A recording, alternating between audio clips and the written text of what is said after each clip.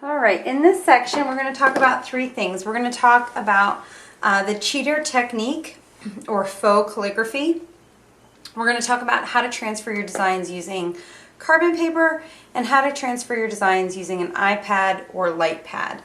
So first things first, we're going to talk a little bit about cheater or, the cheater technique or faux calligraphy. And the first thing we're going to do is sketch out our design. Okay?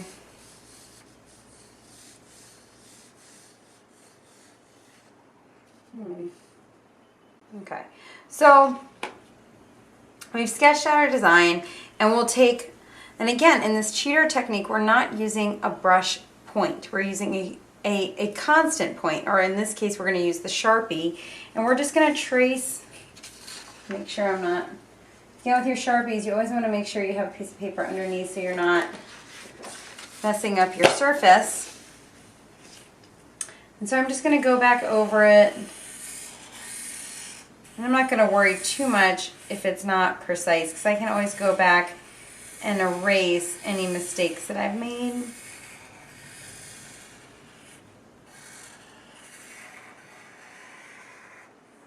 All right, so you can see that it says hello. I'm going to go back and just clean up some lines so it doesn't look so distracting.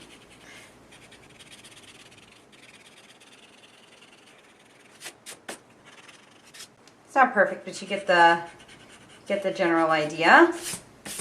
So there you can see it says hello. And so again, the idea of modern calligraphy or hand lettering is that your upstrokes are really thin, but the downstrokes are heavier. So I'm going to come alongside it and almost make like an outline anywhere that I'm going up. So I'm going to think about everywhere I went up, it's going to be light, and then anywhere it's down, I'm going to create this shadow. And then I'm just going to fill it in. And, you can make it as thick or as thin as you want. And that really is about your preference. If you want it a little thicker, it sort of creates a little more character, a little more difference. And again, you just want to make sure that as you're writing your letters that you've created enough space left over for room for these thickened downstrokes as you sketch out your design. And sometimes if I haven't left enough room, I might take it to the inside a little bit. And I just thicken up those downstrokes.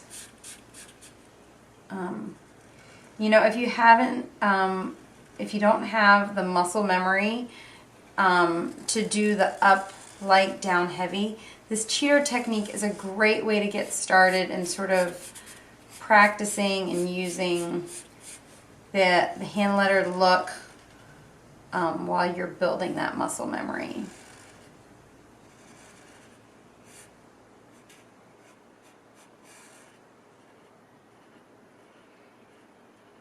But what I will say is that once you've mastered the technique, I find that the cheater technique is often harder to get clean lines. So this is the cheater technique, and we're going to refer back to this technique when we transfer our designs onto wood or other things where you're using a constant tip or a constant tip acrylic paint marker. So that's the cheater technique.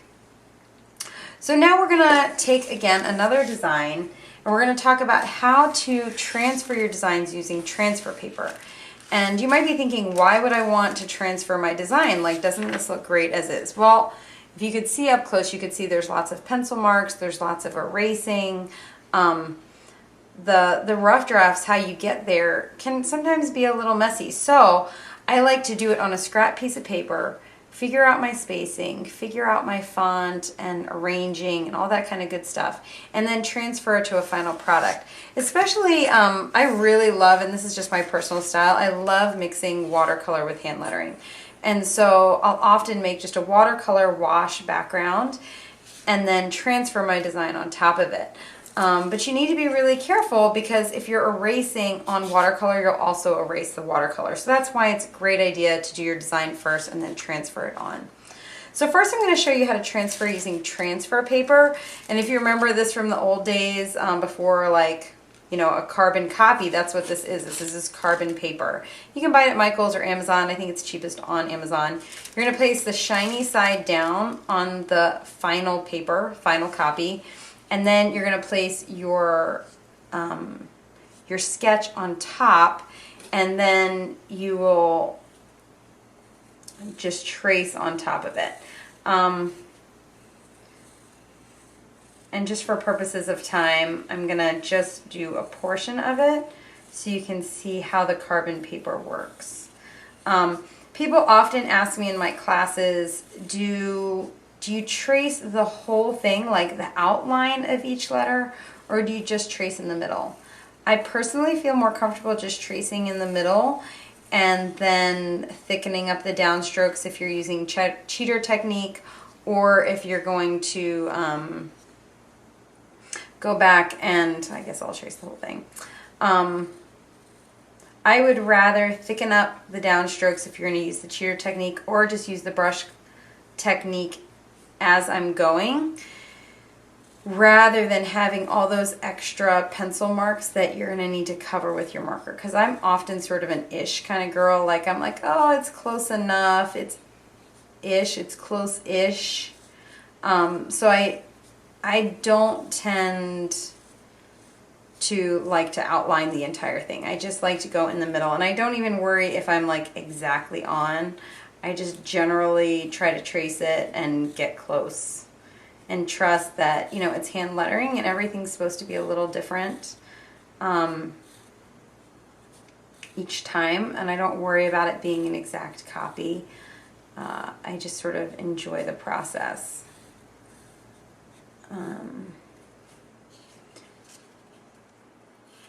So I'm going to lift it up, and you can see there is the, you can see the carbon paper. And again, you'll want to be really careful as you're putting the carbon paper on not to rub it around on the paper, or you will get carbon paper on your final product. And that's a problem, especially because you cannot erase it or it'll erase off the watercolor. So I'm using my Tombow dual brush marker to go back over and trace, using the fine tip for the finer stuff, and I'll go back and thicken up the downstrokes just a little bit to give some character and personality to the letters. But for now, I'm just quickly tracing back over it with the fine tip.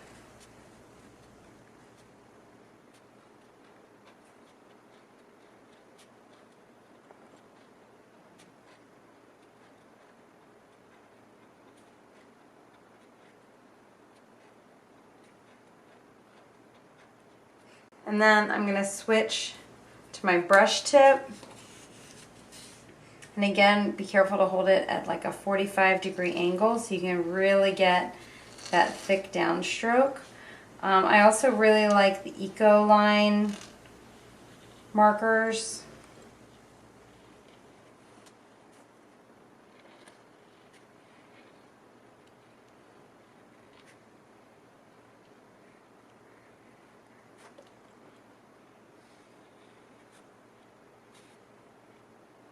And while I'm very ish with my tracing, I really try to be a little more exact with going back over it.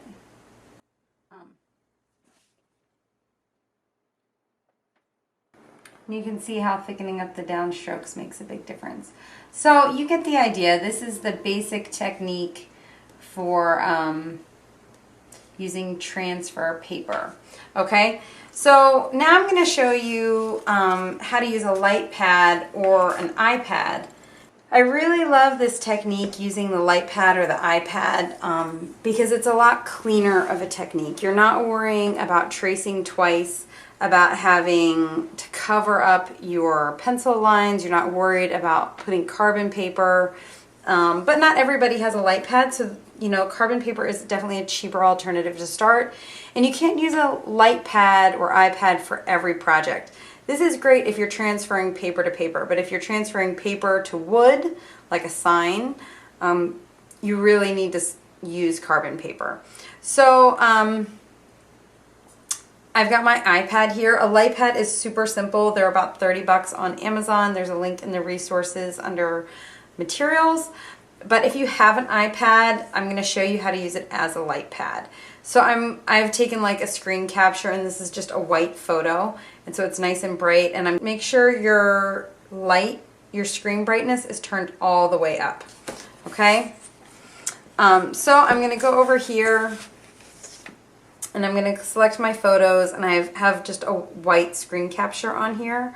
And it's really important that you turn on your guided access. And this is a shortcut that you might not know about on your iPad, but you triple click your home button. So we'll go 1, 2, 3, and it's going to bring up Start Guided Access.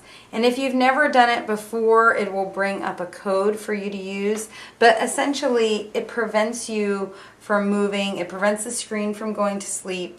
It's pretty great. And so you can see is you can just take your final piece of work and trace it directly onto that. You really don't need the middleman when you're using the light pad. And that's one of the things I really, really love about it, is that you can just do your art without tracing on top.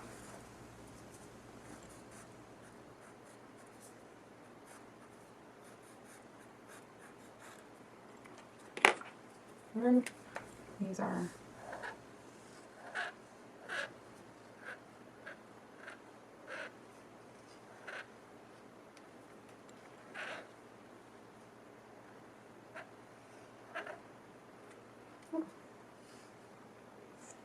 and there you go. So that's how you use the iPad, and then to transfer your design. And then to turn off your guided access, you'll just press it 3 more times, and it'll have you enter your passcode. So I hope that you understood these techniques. Feel free to check in the private exclusive Facebook group if you have questions or would like to show me how you're using these techniques in your art.